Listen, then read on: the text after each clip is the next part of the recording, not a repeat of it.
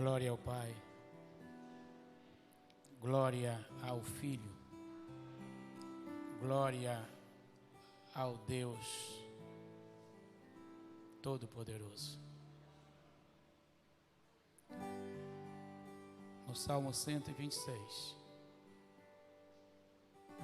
há uma expressão, há um cântico que talvez retrate tudo que nós estamos vivendo agora.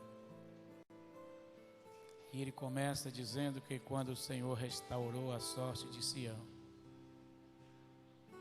estávamos como os que sonham. Então a nossa boca se encheu de riso, e havia um cântico novo nos lábios de cada um israelita. E eles diziam: grandes coisas fez o Senhor por nós. E esse é o motivo da nossa alegria.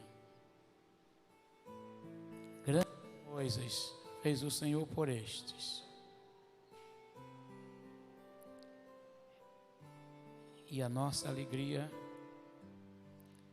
é que Deus fez com o povo de Israel, e eles cantaram quando atravessaram o Mar Vermelho.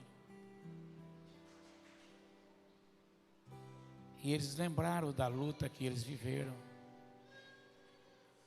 E eles disseram: a alegria que estamos vivendo agora, dá vontade de voltar de novo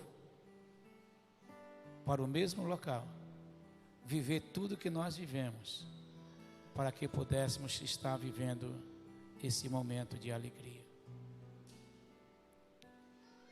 Meus amados irmãos, nesses dias eu tenho vivido um momento que eu nunca poderia imaginar que seria dessa forma. Há uma alegria indizível que eu não posso narrar.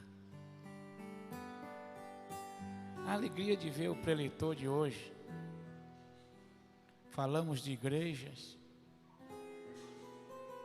mas não há de deixar de se lembrar que 12 pastores foram consagrados por esta igreja, e todos eles, ou quase todos, falaram aqui nesse mês, viu?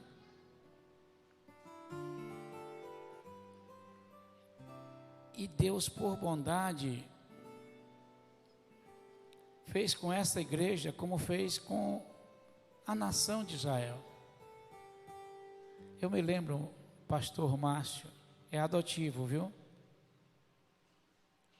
Nós adotamos o pastor Márcio, porque víamos nele o talento, o homem que Deus estava tratando de uma maneira toda especial. Gostava tanto da leitura e a dedicação com a palavra. E nós nos aproximamos e conversamos. Me lembro como hoje, algumas lembranças. E nós oferecemos esta igreja para que ele pudesse concluir aquele momento na sua história. E o pastor Márcio foi o primeiro dos 12 a serem consagrados.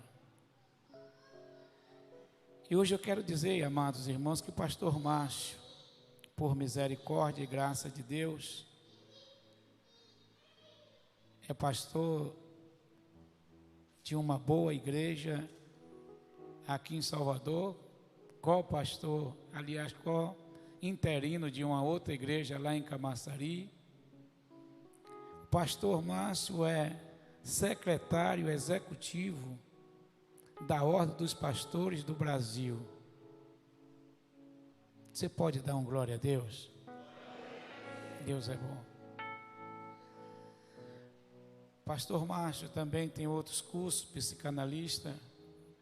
Eu acho que é psicanálise ou é tantos. Eu gostaria de convidá-los.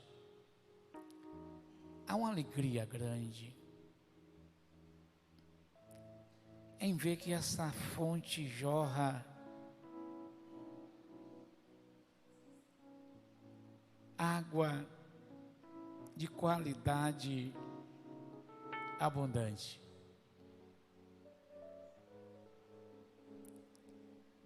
Vamos ficar de pé.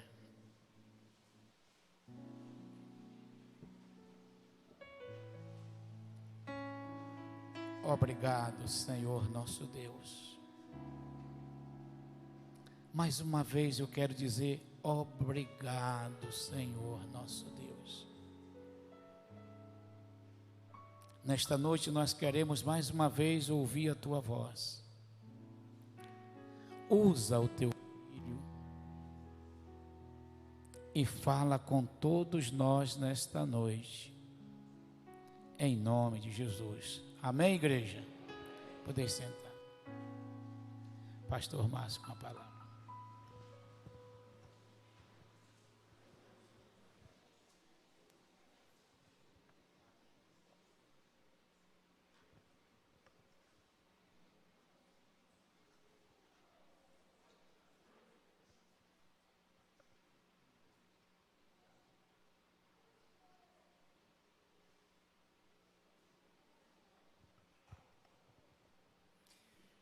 Queridos amados irmãos, eu quero desejar a todos que nos acompanham, que estão aqui e também nos acompanham pelas plataformas digitais ou pelo Facebook. Pronto. Uma boa noite e que a graça e a paz de Cristo Jesus seja convosco. Pastor Pereira, para mim é uma honra, uma tremenda satisfação estar aqui hoje, participando deste momento tão especial que é a celebração dos 20 anos de existência desta agência do Reino de Deus nesta comunidade. E me lembro que no dia 18 de março, 4 dias depois do meu aniversário, no ano de 2006, lá embaixo, foi o momento em que Deus, por intermédio desta igreja, me recomendou ao Santo Ministério. Depois de ter chegado do interior para vir concluir o curso em Salvador, um tempo difícil, trabalhando para poder pagar os estudos que não tinha condição de custear. E encontrei ali esta amizade, este cuidado, que acabou, como ele disse, me adotando. E nesse período estava vindo de uma igreja que tinha se perdido para o G12, e foi aqui, então em Salvador, que eu encontrei este amparo, e daqui eu saí para o ministério e carrego comigo essa gratidão. Voltei para ensinar no Betel, seminário que está aqui também, por muito tempo, e daqui uns dias voltarei novamente. Não pude atender os últimos convites por uma questão de agenda, mas voltarei. Então, para mim, é uma alegria, uma satisfação encontrar pessoas tão abençoadas e graciosas, né? Com quem eu também cultivei amizades boas, Sandra, Flávia, que também é da época de formação, Mônica e outras pessoas, irmã Lina, que ora, sei que ela ora pela gente, tem esse compromisso, nutre esse compromisso no coração, enfim. Mas, meus queridos amados irmãos, celebrar o aniversário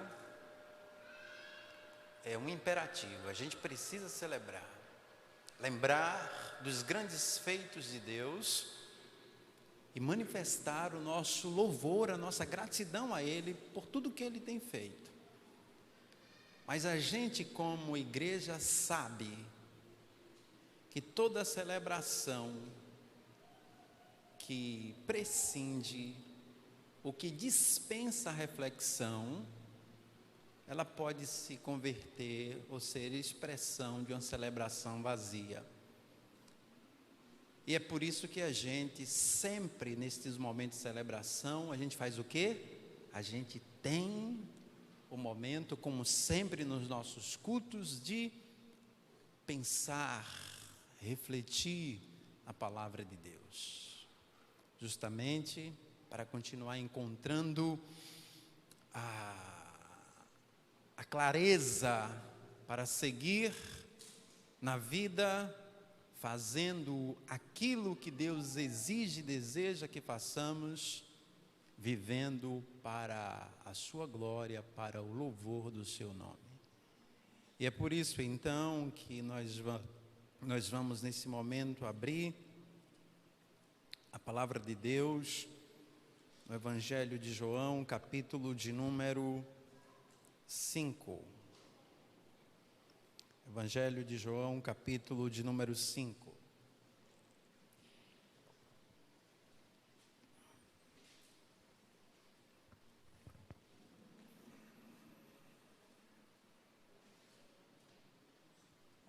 Faremos a leitura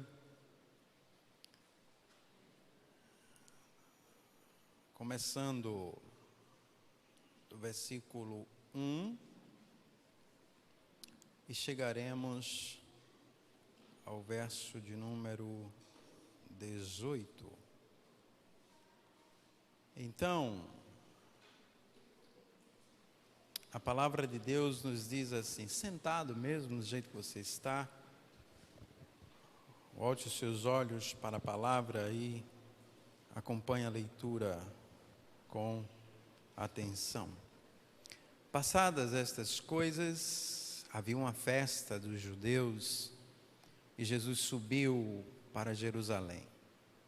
Ora, existe ali, junto à porta das ovelhas, um tanque chamado em hebraico Betesda, o qual tem 5 pavilhões. Nestes jazia uma multidão de enfermos, cegos, coxos, paralíticos, esperando que se movesse a água, porquanto um anjo descia em certo tempo, agitando-a, e o primeiro que entrava no tanque, uma vez agitada a água, sarava de qualquer doença que tivesse. Estava ali um homem enfermo, havia 38 anos. Jesus, vendo-o deitado e sabendo que estava assim há muito tempo, perguntou-lhe: queres ser curado? Respondeu-lhe o enfermo: Senhor, não tenho ninguém que me ponha no tanque quando a água é agitada, pois enquanto eu vou, desce outro antes de mim. Então lhe disse Jesus: levanta-te, toma o teu leito e anda.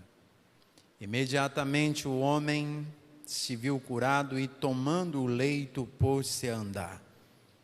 E aquele dia era sábado. Por isso disseram os judeus ao que fora curado: hoje é sábado e não te é lícito carregar o leito. Ao que ele lhe respondeu: o mesmo que me curou me disse: toma o teu leito e anda. Perguntaram-lhes eles: quem é o homem que te disse: toma o teu leito e anda? Mas o que fora curado não sabia quem era, porque Jesus se havia retirado por haver muita gente naquele lugar. Mais tarde, Jesus o encontrou no templo e lhe disse: olha que já estás curado, não peques mais, para que não te suceda coisa pior. O homem retirou-se e disse aos judeus que fora Jesus quem o havia curado. E os judeus perseguiam Jesus porque fazia estas coisas no sábado. Mas ele lhes disse: meu pai trabalha até agora e eu trabalho também. Por isso, pois, os judeus ainda mais procuravam matá-lo, porque não somente violava o sábado, mas também dizia que Deus era seu próprio Pai, fazendo-se igual a Deus. Deus, dai-nos a graça de sermos abençoados com a Tua palavra nesta noite, Senhor. Que os nossos corações estejam quebrantados, os nossos ouvidos abertos para receber e recepcionar de bom grado aquilo que o Senhor deseja nos ensinar. É assim que oramos, agradecidos em nome de Jesus. Amém. Queridos amados irmãos, eu gostaria de lembrar a você que são 20 anos compartilhando graça e misericórdia. E os próximos anos precisam continuar nessa mesma marcha, compartilhando graça e misericórdia. O Evangelho de João é dentre os outros evangelhos o evangelho mais apologético. Ele foi escrito para revelar a divindade de Jesus Cristo, isto é, apresentar Jesus como Filho de Deus. E nesse texto que nós acabamos de ler, temos aqui registrado um milagre que colabora com o objetivo majoritário do Evangelho, que é revelar este Jesus como Deus encarnado. Esse milagre não foi realizado a serviço de outra coisa senão da revelação da divindade de Jesus. Em primeira instância, Jesus, ele realizou milagres para suprir necessidades humanas. Jesus realizou milagres para transmitir verdades espirituais. Jesus realizou milagres como credenciais para evidenciar que ele era de fato o Messias. E esse milagre, ele está a serviço justamente da confirmação da deidade de Jesus. Agora, nos chama a atenção que toda a ação de Deus, ela beneficia o homem. Ela beneficia o homem. Então, Jesus está se revelando ao mundo e ele vai beneficiando aqueles que estão próximo dele, à semelhança deste homem. Ainda hoje é assim.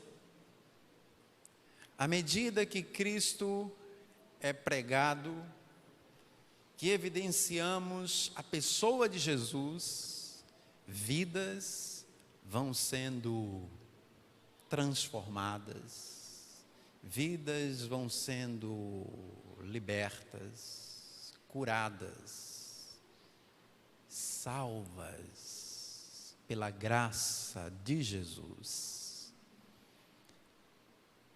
e recebem a esperança eterna em seus corações.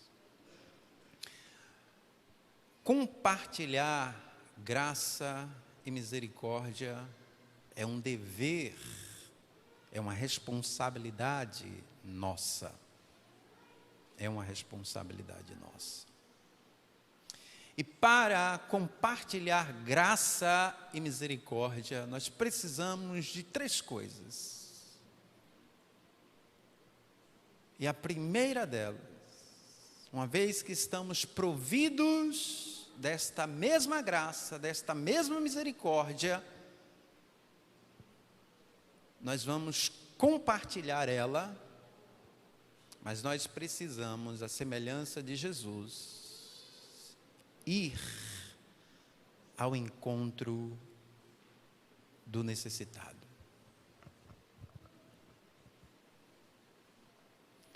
Meus amados irmãos, Jesus teve muitos encontros com pessoas na Bíblia, e estes encontros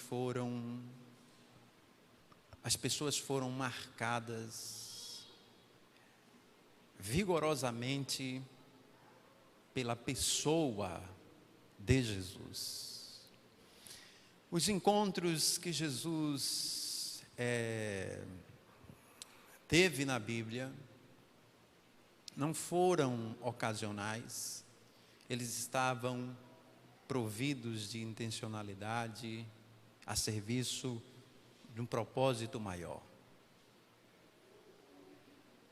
A semelhança daquele ali próximo ao poço de Sicar, com aquela mulher que, tentando, digamos assim, fugir do contato com as pessoas e talvez dos olhares recriminadores, acabou encontrando aquele que não apenas conseguiu ver a sua aparência, aquele que conseguiu prescrutar o seu coração e conhecia profundamente a sua vida e a sua história. E naquele encontro ela teve a sua vida marcada por Jesus vigorosamente.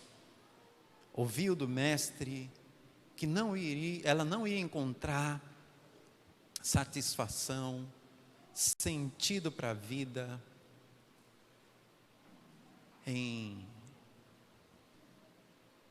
relacionamentos humanos, que cada vez que se dá a relacionamentos com esta perspectiva, com esta intencionalidade, o interior fica mais vazio e vulnerável. Você precisa da água da vida, e deu a água da vida. Então Jesus sempre estava provido de intencionalidade. E aqui nós estamos diante de um texto, meus amados irmãos, que Jesus, ele vai. Ali existia um espaço, não é?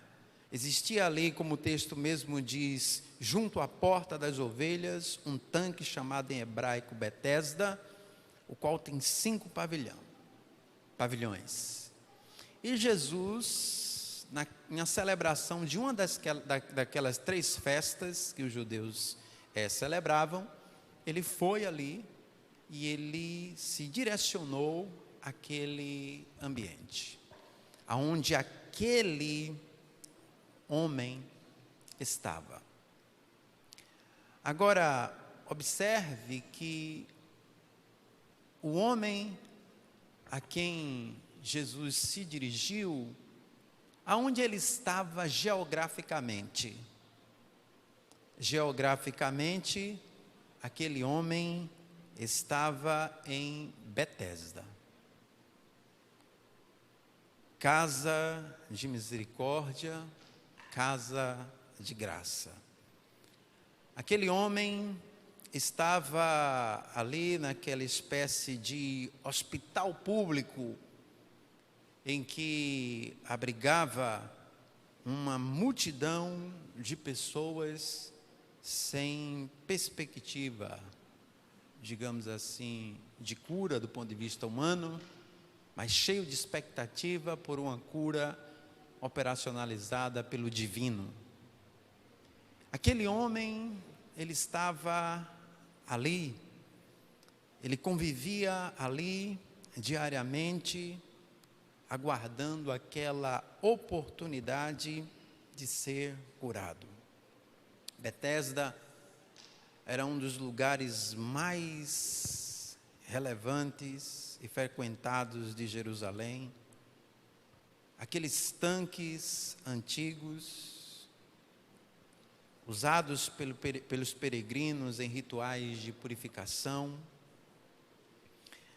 Tinha ali uma concepção de que o anjo descia em certa ocasião, movimentava as águas, e a primeira pessoa que descia as águas, ela era curada. Então ali era um suposto lugar de cura, o que atraía então muita gente. Mas aquele lugar que era lugar de cura, não era, digamos assim, um bom lugar para ser frequentado. Se alguém chamar você para ir no hospital, no HGE, vamos dar um passeio no HGE. Espera aí. Vamos dar um passeio no Aristides Maltês. Espera aí. Se vai lá quando se tem real necessidade, não é? Porque ali não é lugar de passeio. Não é um bom lugar para passear. Mas como Jesus não estava à procura de bons lugares para passear, ele estava à procura de fazer a vontade de Deus.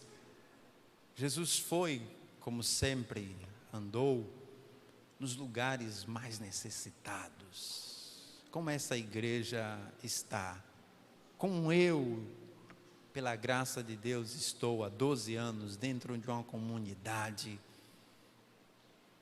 abençoada, providas de problemáticas sociais, estigmatizada ao extremo, mas completamente carente da graça, da misericórdia de Deus. E a gente anda como Jesus e vive como Jesus nos lugares onde há necessidade da presença e da intervenção maravilhosa dele. Aquele lugar não era um bom lugar, porque o próprio texto diz que ali existia uma multidão de doentes, cegos, mancos e paralíticos, esperando ali esse movimento das águas. Ali era um lugar, muito provavelmente, para a decepção, um lugar para a frustração, de ter tentado mais uma vez e não ter conseguido. E Jesus, ele vai ao encontro do pecador e do necessitado. Então, se nós queremos compartilhar graça e misericórdia, não é simplesmente ficando nos nossos ambientes domésticos confortáveis.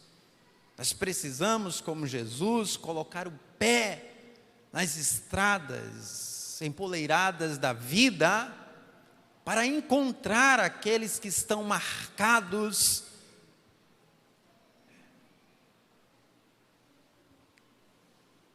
vigorosa e negativamente pelo pecado,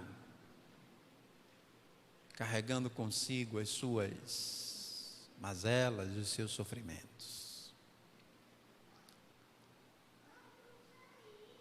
Jesus, ele foi àquele ambiente, meus amados irmãos.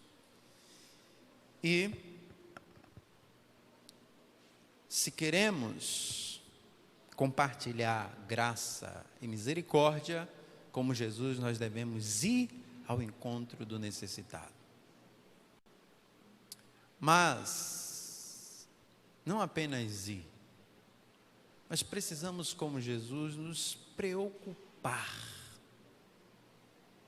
com o pecador, com o homem necessitado.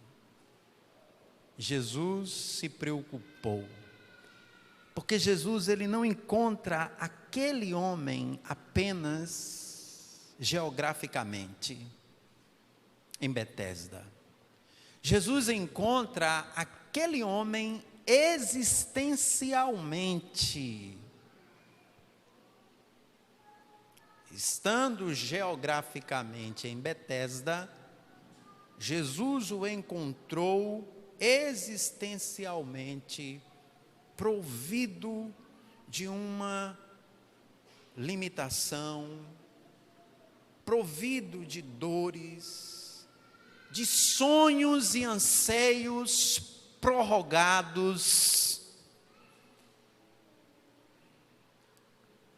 de anos, 38 anos, de decepção, frustração, mas persistente ali, 38 anos. Então Jesus não encontrou aquele homem apenas geograficamente em Betesda. Jesus encontrou aquele homem existencialmente paralítico. Jesus encontrou aquele homem existencialmente marcado negativamente. E Jesus se preocupa, não faz nenhum escrutínio prévio, vai ao encontro dele e pergunta o quê? Queres ser curado? Interessante esta pergunta, não é? Óbvia que Jesus faz, não é? Pergunta óbvia, 38 anos e Jesus vem e solta uma pergunta dessa. Essa pergunta, ela não foi feita sem razão. Você acha que o mestre da vida ia fazer perguntas sem razão? Não. Essa pergunta, ela tem um lugar muito especial. Isso mostra, meus amados irmãos, que nós não devemos apenas ir se queremos compartilhar graça e misericórdia. Nós precisamos ir como aqueles que de fato se preocupam com o outro, ou com os outros que estão como este, a semelhança de Betesda, subjugado a uma enfermidade em sua paralisia. E se a gente observar, a igreja, podemos dizer assim, a igreja, muitas vezes, ela funciona como a semelhança de Betesda, né? Como esse lugar, né, de cura, em que atrai, as pessoas são atraídas, muitos enfermos, muitos cegos, muitos coxos, muitos paralíticos chegam até a igreja. Mas nós não devemos nos contentar com os que chegam. Nós devemos nos preocupar em ir em direção àqueles que não conseguem chegar, para compartilhar com eles o que de fato, de verdade eles precisam. Mas o interessante é que tem muitas pessoas dentro da casa onde a cura, a restauração é possível, que ainda não conseguiu experienciar esta cura, não é? Que às vezes até estão ali, né, cultuam a Deus, trabalham para Deus, se envolvendo nas atividades da igreja, assumem posições de liderança, mas estão carentes, privadas de saúde espiritual, estão privadas de saúde emocional, estão privadas de saúde psicológica. E isso não é uma constatação, sabe, para criar nenhum constrangimento. Não. Essa constatação, meus amados irmãos, é para dizer que se você pode estar perdendo tempo, talvez olhando a vida e o evangelho por um ângulo errado, e mesmo estando perto da fonte de cura, da fonte de restauração, você pode estar buscando uma outra coisa que não a restauração que o coração, que a alma precisa. Então é necessário encarar esta realidade e ir ao encontro para desfrutar desta vida abundante que Jesus Cristo dá.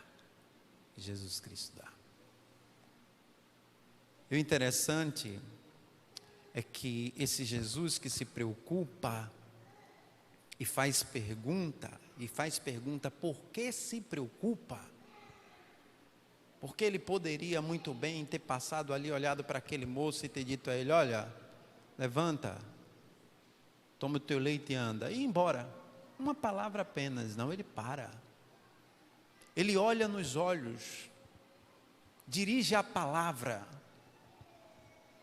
conversa, faz esse contato.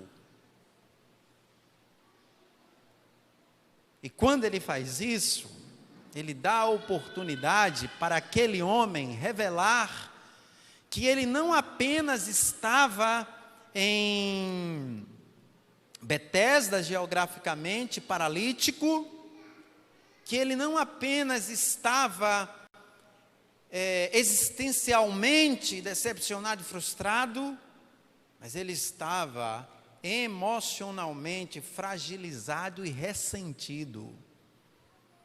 Na pergunta de Jesus, ele tem a oportunidade de abrir o coração e revelar os conteúdos do seu coração.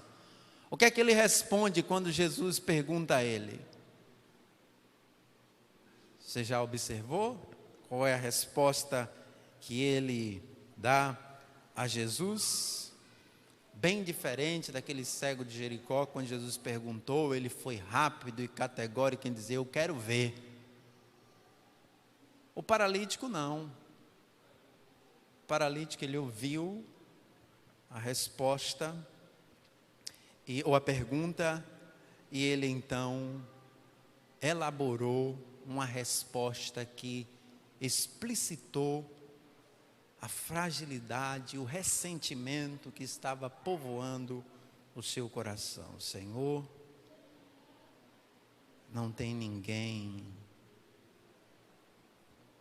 que se importe comigo. Senhor, eu estou aqui há 38 anos, em outras palavras, sendo alvo da indiferença alheia. Meus amados irmãos, aquele homem, ele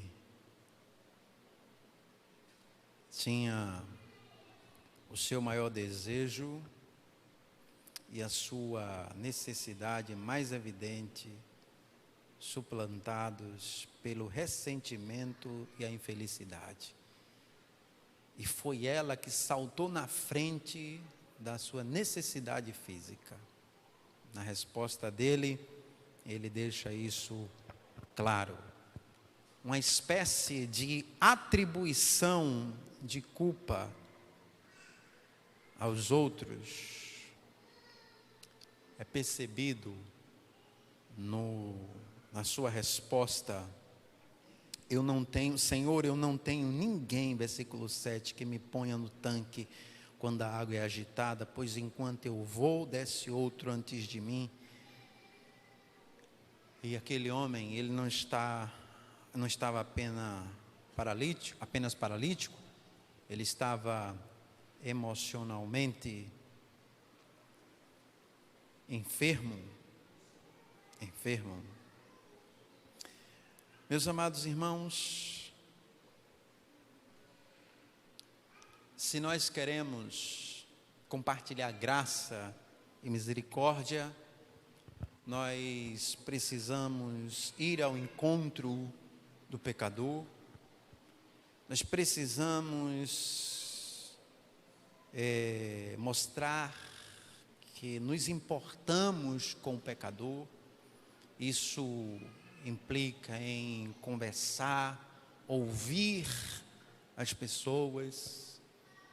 Quantas pessoas doentes ao nosso redor, porque estão lidando com a vida, com as suas dores, sem ter ninguém para escutá-las. Quantas pessoas pagam, inclusive, profissionais, apenas para serem ouvidas, apenas para serem escutadas. Meus amados irmãos, então nós precisamos, como Jesus, mostrar a importância, ou que nos importamos com o pecador. Mas em terceiro e último lugar, nós precisamos advertir o pecador cuidadosamente para ajudá-lo a discernir entre o essencial e o secundário. Entre o essencial e o secundário. E Jesus fez isso. Jesus fez isso. Aquele homem é curado, ele levanta, ele toma o seu leito e anda, vai embora. Os líderes abordam ele, se eu não sei não, quem foi que mandou você andar? Se hoje é sábado, quem foi que você mandou você tomar o leito, pegar o leito e andar? Se hoje é sábado, só, não sei, quem me mandou andar também mandou pegar o leito e vim com ele. Não sabia que era Jesus. Interessante, Jesus, na sua simplicidade, não tinha uma indumentária, né, assim, de destaque, uma provida de pedras preciosas, nenhuma maçã de ouro diante dele, ninguém diante dele com, sabe, uma ornamentação. Não, simples, no meio do povo. E ele não soube identificar que havia sido curado por Jesus. Mas mais tarde, Jesus o encontra. E quando Jesus o encontra, Jesus o aborda. E ao abordar, Jesus o adverte. E ao advertir, Jesus mostra a ele que ele deveria focar a vida naquilo que era essencial. Aquilo que era essencial. Jesus diz a ele: olha, já estás curado, né? Já estás curado. Não peques mais, olha, não peques mais, para que não te suceda coisa pior. O pecado nunca faz bem. Pode produzir algumas sensações agradáveis, mas ele nunca fará bem a ninguém. sempre que ele chega, ele pode produzir inicialmente uma satisfação, um prazer, uma alegria, mas ele vai deixar um rastro de destruição. Não peques mais, para que não te suceda coisa pior. E o interessante é que aquele homem, quando ele encontra Jesus, ele não dá um abraço em Jesus, não manifesta uma gratidão a Jesus, dizendo: olha, você não sabe como eu estou me sentindo bem, obrigado por ter me tirado destes 38 anos de paralisia. Não diz nada disso. É uma coisa que eu fico observando nesse texto. Ele ouve e ele sai.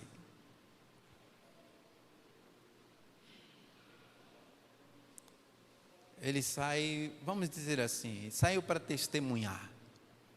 Foi dizer aos líderes, dar ciência aos líderes de quem de fato havia dado a ordem, dado a cura para ele. É Jesus. Jesus. E aí, volta-se para o objetivo central da passagem. Jesus se revelando como Deus e contrariando os religiosos da época, mas se afirmando como Deus. Meus amados irmãos,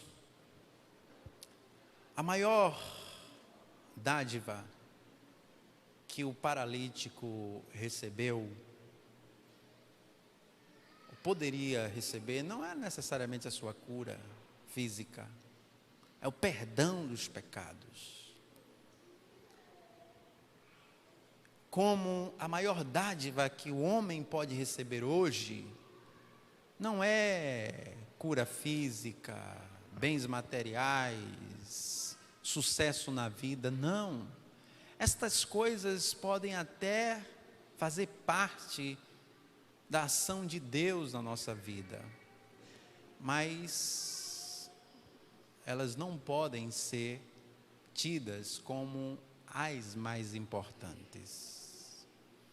Este homem que foi curado, ele viveu e depois, provavelmente, certamente, mesmo depois de ter sido curado, o que aconteceu com ele?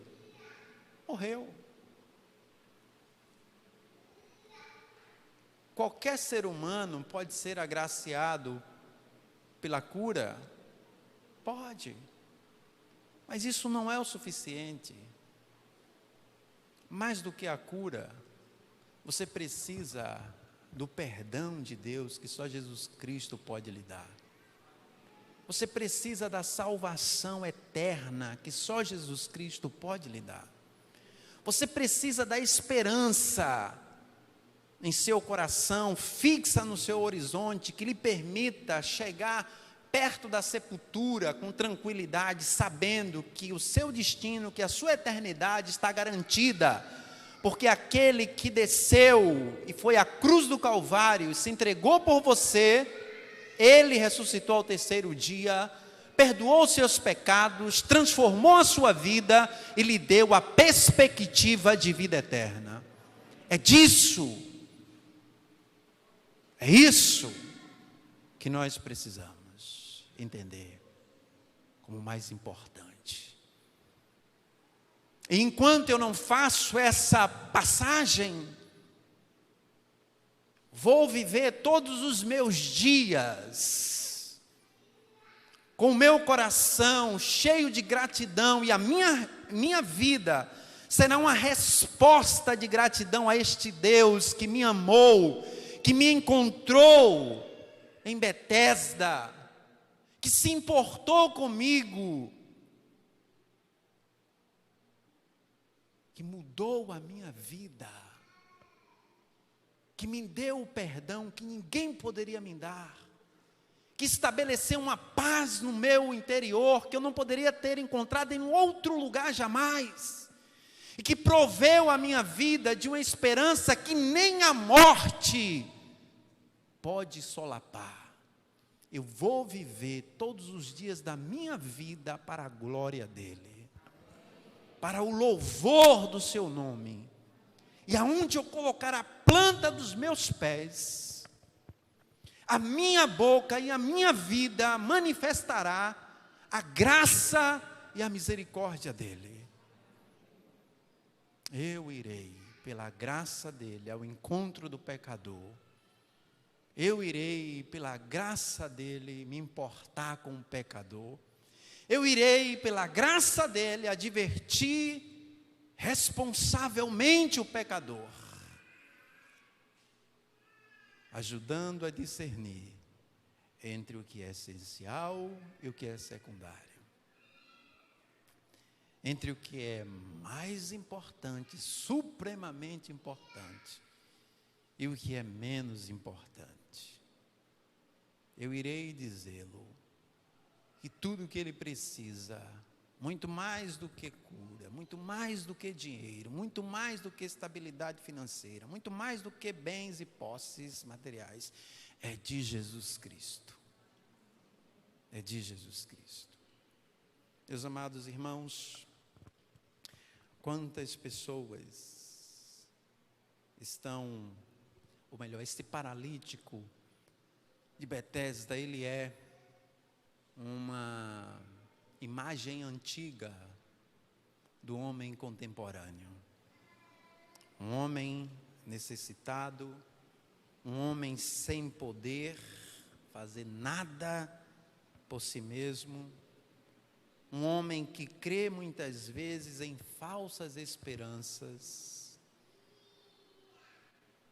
um homem que cada vez mais mergulha na frustração, na decepção.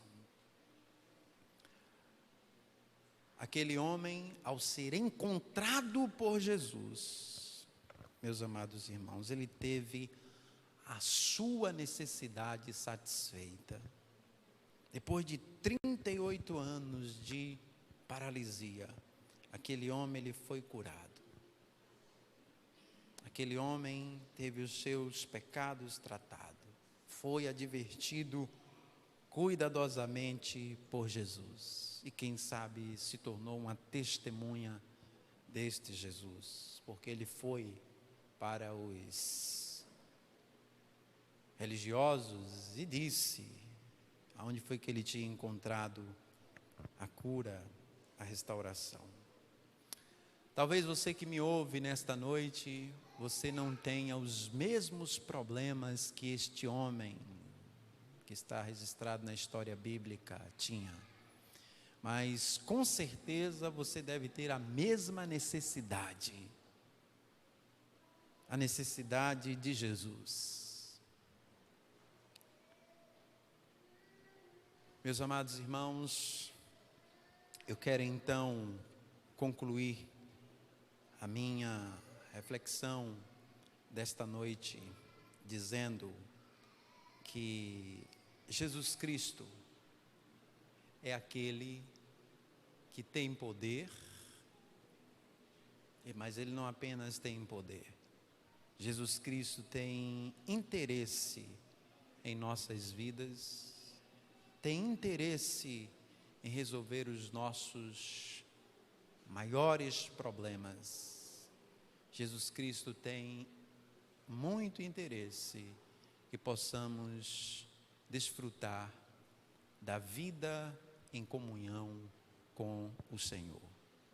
Talvez você me ouça aqui, ou quem sabe da sua casa, onde você está, e você de repente tem sido uma pessoa que tem peregrinado em sua vida, buscando em muitos lugares solução para os seus problemas, buscado alívio para as dores que têm estraçalhado como uma mão de ferro o seu coração. E tudo que você tem encontrado é decepção, frustração. Eu quero dizer a você que você precisa de Jesus. E Jesus tem muito interesse na sua vida. Jesus tem muito interesse em salvar você. Jesus tem muito interesse em curar você, em libertar você. Volte-se para Jesus, entregue-se completamente a Ele e desfrute da maravilhosa vida abundante que Ele tem para você. E quanto a nós, igreja, como Jesus, compartilhemos graça e misericórdia. Vamos ao encontro do pecador. Mostremos que nos importamos com ele. E vamos advertir responsavelmente o pecador, ajudando a discernir entre o essencial e o secundário, entre as coisas mais importantes e as coisas menos importantes. E assim, nós cumpriremos a nossa missão. Avante, Igreja Batista, fonte da vida, compartilhando graça e misericórdia enquanto o seu Senhor não vem.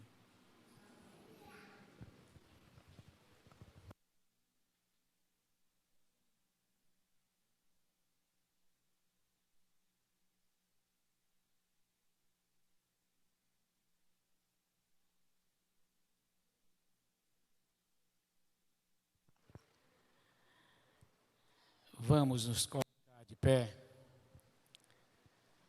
Queremos agradecer a Deus pela boa palavra. E eu quero guardar comigo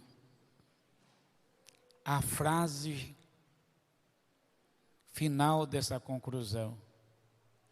Avante, Igreja Batista, fonte da vida. Você tem um compromisso de continuar compartilhando graça e misericórdia. Nesta data, eu estou deixando o ministério da palavra como pastor, presidente, mas eu vou continuar testemunhando junto com vocês. Vamos juntos compartilhar graça e misericórdia.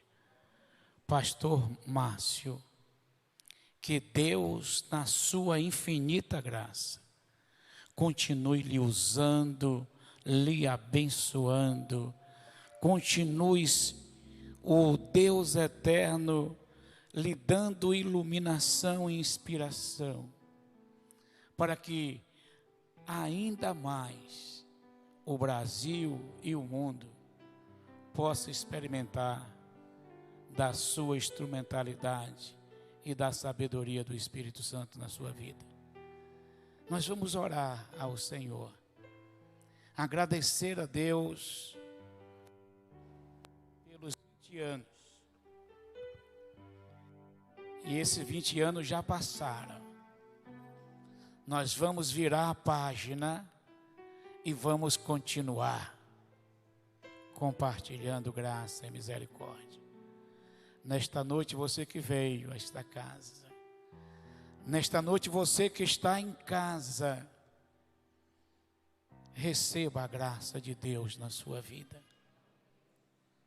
Receba o favor de Deus na sua vida, porque na autoridade que nos é conferida pela Igreja do Senhor e pelo próprio Cristo, nós abençoamos a todos quantos estão aqui e aos que estão em casa também, com salvação, com saúde e com paz. Soberano e eterno Deus, nós somos gratos ao Senhor nosso Deus por todo o bem que o Senhor tem nos proporcionado. Meu Deus, a alegria é nossa a glória é do Senhor. Muito obrigado. Muito obrigado, Senhor. Porque até aqui o Senhor nos ajudou. E nós queremos avançar. Nós queremos continuar compartilhando graça e misericórdia. Por isso rogamos ao Senhor, o dono dessa seara, que derrame sobre a tua igreja bênção sem medida, para que todos nós possamos receber do Senhor esse grande avivamento que está sendo ordenado agora, e quem recebe este avivamento dá um brado de glória a Deus. Deus está avivando a sua vida. Igreja Batista, Fonte da Vida, para que você continue compartilhando graça e misericórdia. Que Deus em Cristo abençoe a todos nós. Meus amados irmãos, queremos pedir um pouco de paciência.